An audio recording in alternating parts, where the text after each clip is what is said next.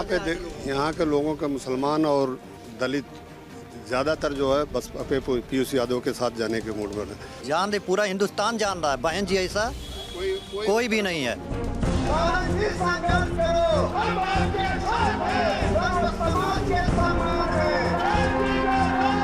भाई 5 किलो गल्ला मिलने से कुछ होता है? मकान नहीं मिला, आवास से भाई कुछ नहीं मिला। ऐसा है कि जो सरकार है, सरकार बहुत बढ़िया है, धीरे धीरे सब मैनेज होता है।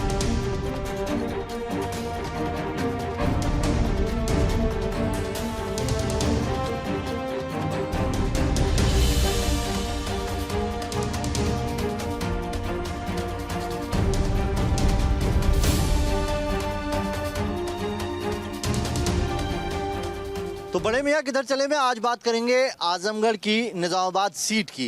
ये सीट समाजवादी पार्टी का ये कह सकते हैं गढ़ रही है, क्योंकि यहाँ का कॉम्बिनेशन उसको सूट करता है। उसके पीछे वजह रही है यहाँ पर यादव, दलित और मुस्लिम, ये 3 कॉम्बिनेशन है जिसके साथ होते हैं उसकी टिकट निकल जाती है, उसकी सीट निकल जाती है। अभी आलम आजमी जो पूर्व विधायक हैं, जिन्होंने पिछली बार विधायकी एमएलए जीते, वही समाजवादी पार्टी के कैंडिडेट है। तो बीजेपी और जो बीएसपी है, दोनों से यादव कैंडिडेट उतारे गए हैं। बीजेपी ने जहां मनोज यादव पे दावा आजमाया है, वहीं बीएसपी ने डॉक्टर पीयूष यादव पर दावा आजमाया है। डॉक्टर पीयूष यादव एक कारोबारी हैं, उनका हॉस्पिटल भी है यहाँ पर। तो कुल मिलाकर इस बार यादव कैंडिडेट बड़े हैं। मुस्लिम और दलित का फैक्टर जो है वो भी बीएसपी के साथ जाता है, यहाँ पर दिखाई दे सकता है। क्या मुद्दे हैं यहाँ के, वही जानने की कोशिश करते हैं। कुछ लोग हैं हमारे साथ। भाई नाम बताइए। जी, शाहरुख जावेद नाम है मेरा। शाहरुख भाई, क्या है बतौर मुसलमान निजामाबाद के मुद्दे क्या हैं, बतौर वोटर क्या देखते हैं? देखिए, मेन मुद्दा ना तो मुसलमान ना तो हिंदू, इस तरीके का कोई मुद्दा नहीं हमारे यहाँ। हमारे यहाँ सबका एक ही मुद्दा है, रास्ता, बिजली और पानी।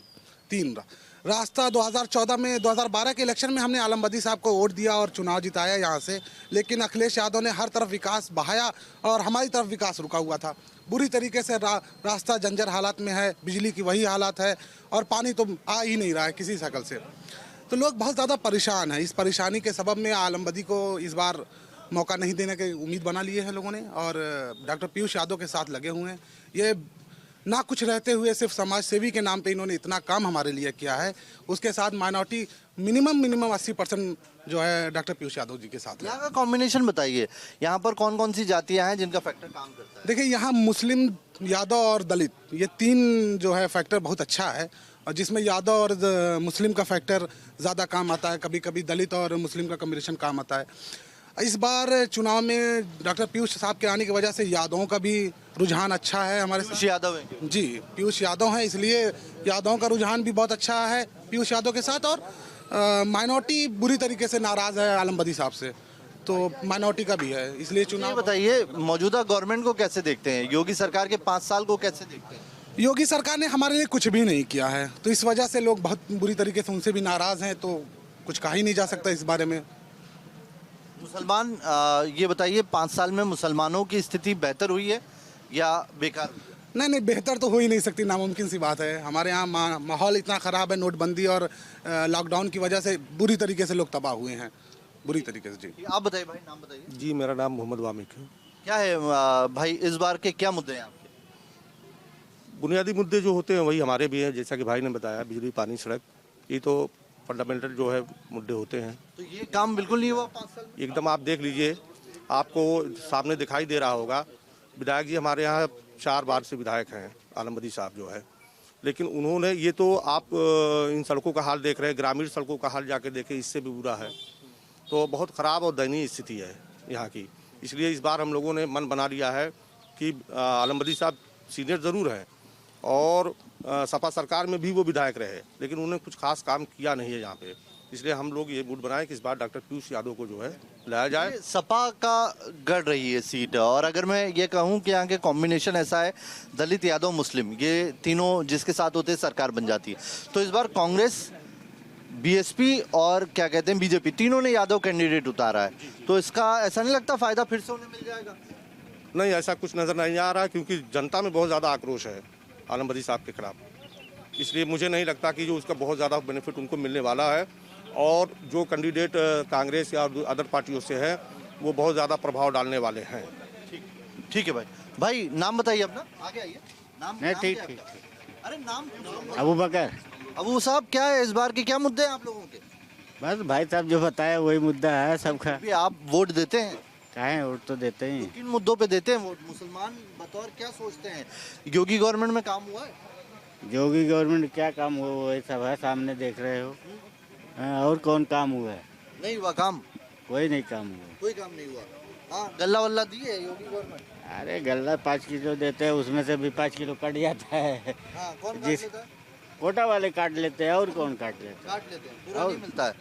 प्रधानमंत्री आवास योजना को कोई फायदा नहीं मिला यार? हैं? कुछ नहीं, हाँ? किसी को नहीं। योगी जी कहते हैं उन्होंने कानून व्यवस्था बहुत बेहतर की है, दंगे नहीं हुए उनके राज में। अरे दंगे क्या, दंगे तो वही कराते हैं। हाँ भाई, आप बताइए, नाम बताइए। हाँ, वसीम तोवा। क्या है वसीम भाई, इस बार क्या देख रहे हैं आप, क्या जा रहा है? भाई यहाँ के माहौल के हिसाब से देखा जाए तो आलमबदी का तो माहौल कोई है नहीं यहाँ। इसलिए माहौल नहीं है कि देख लीजिए यहाँ तुम्हारे बलाक से लेके जो है यहाँ मुड़ियार तक उनका क्षेत्र बनता है। आप लोग आ ही रहे हैं, जा रहे हैं, देख ही रहे हैं। और भाई तमाम लोगों से और लोगों से पूछ लीजिए क्या कंडीशन है रोड की, देख ही रहे हैं आप लोग। हाँ, तो यहाँ कोई खास माहौल नहीं। 15 मुस्लिम कैंडिडेट है, लगता नहीं मुसलमानों का वोट जाएगा इसलिए? नहीं, मुश्किल है जाना इसलिए मुश्किल है कि जो है कुछ काम ही नहीं किए, खाली विकास विकास कहते हैं कि विकास तो कुछ हुआ नहीं है। देख ही रहे हैं आप। योगी जी के 5 साल के कामकाज को कैसे देखते हैं? 5 साल उनका कोई कामकाज कोई खास तो रहा नहीं है। बिजली पहले नहीं आती थी, अब बताएं। काहे बिजली क्यों नहीं आती थी? बिजली तो पहले से आती थी, बिजली तो है। अभी 2-4 घंटा का 2 घंटा का फर्क पड़ा, बस इतना ही है। और क्या है? कटती अभी भी है? कटती बिल्कुल कटती है, बिल्कुल कटती है। यहाँ ट्रांसफार्मर खराब हो जाता है, हफ्तों कोई कंप्लेंट सुनते ही नहीं, ऐसे ही पड़ी रहती है। लाइट के अंधेरे में हम लोग रहते हैं। आलम बदी साहब यहाँ के विधायक हैं, उनके यहाँ जाएंगे तो यही कहेंगे लालटेन जला लो आप लोग, क्या खर खरियान नहीं है? वहाँ रहो, सुनते तो है नहीं, वो कान से सुनाई नहीं देता है तो दूसरे को मौका देना क्या जरूरत है? तो आप लोगों की मतलब सुनवाई नहीं होती? कुछ नहीं, क्या सुनवाई रहती, क्या सुनवाई? उनके जो है उनके आगे पीछे जो घूमने वाले हैं उनकी सुनाई जाती है, वो हिसाब से अपने हिसाब से वो लोग प्रचार प्रसार करते हैं। यहाँ के लोगों के मुसलमान और दलित ज़्यादातर जो है बस अपने पीयूष यादव के साथ जाने के मूड में जो है ज़्यादा से ज़्यादा लोग जो है उस पर जाने का। पिछली बार तो दलित बीजेपी के साथ गया था और मुसलमान तो बीजेपी के साथ नहीं जाने वाला है। मुसलमान जो है ज़्यादा से ज़्यादा जो है ना, आलमबदी ने कोई काम नहीं किया यहाँ। ना शिक्षक के लिए कोई है वो है, ना मेडिकल कॉलेज है, ना जो है हॉस्पिटल कोई यहाँ बड़ा है। एक भी हॉस्पिटल नहीं इस इलाके में कोई भी जो है कि वो। बीजेपी को कैसे देखते? बीजेपी कह रही है उनके राज में कोई दंगा नहीं हुआ, कानून उनके राज में नहीं हो तो उनके राज में दंगे भले नहीं हुए हैं, लेकिन कोई इस तरह का कोई काम नहीं है। कानून व्यवस्था तो बेहतर हुई है, गुंडागर्दी कम हो गई। गुंडागर्दी कोई कम नहीं है, उनके लोग ही ज़्यादातर गुंडागर्दी करते थे, ऐसा तो था नहीं है। तो कोई उस तरह का मामला 3 नाम लेता हूँ मैं, योगी आदित्यनाथ, अखिलेश यादव, मायावती। तीनों में सबसे बेहतर कानून व्यवस्था मायावती जी का था। भाई जान रहे, पूरा हिंदुस्तान जान रहा है, बहन जी ऐसा कोई भी नहीं है। और यहाँ से 10 किलोमीटर हमारी मार्केट है, यहाँ से जाएं फिर घर जाएं, इतनी ज़्यादा मट्टी लग जाएगी, इतनी ज़्यादा लग जाएगी माई बाप भूल जाएंगे कि हमारी औलाद है, किसी की औलाद है। इतना रास्ता खराब है, समझ लो कि हर इंसान यहाँ पे ICU में है, इतनी बुरी हाल है। आपके विधायक जो हैं वो नहीं, उनसे कुछ कहना होता है तो कहते हैं क्या ज़रूरत है आपको, क्यों ट्रांसफार्मर की कोई ज़रूरत नहीं है, पेड़ लगा लीजिए, उनके नीचे सोए। अगर पानी है, बाजार में पानी बह रहा है, कह रहे हैं कि पानी मैं पी जाऊं, करें या ना करें, कम से कम प्यार से तो बोले।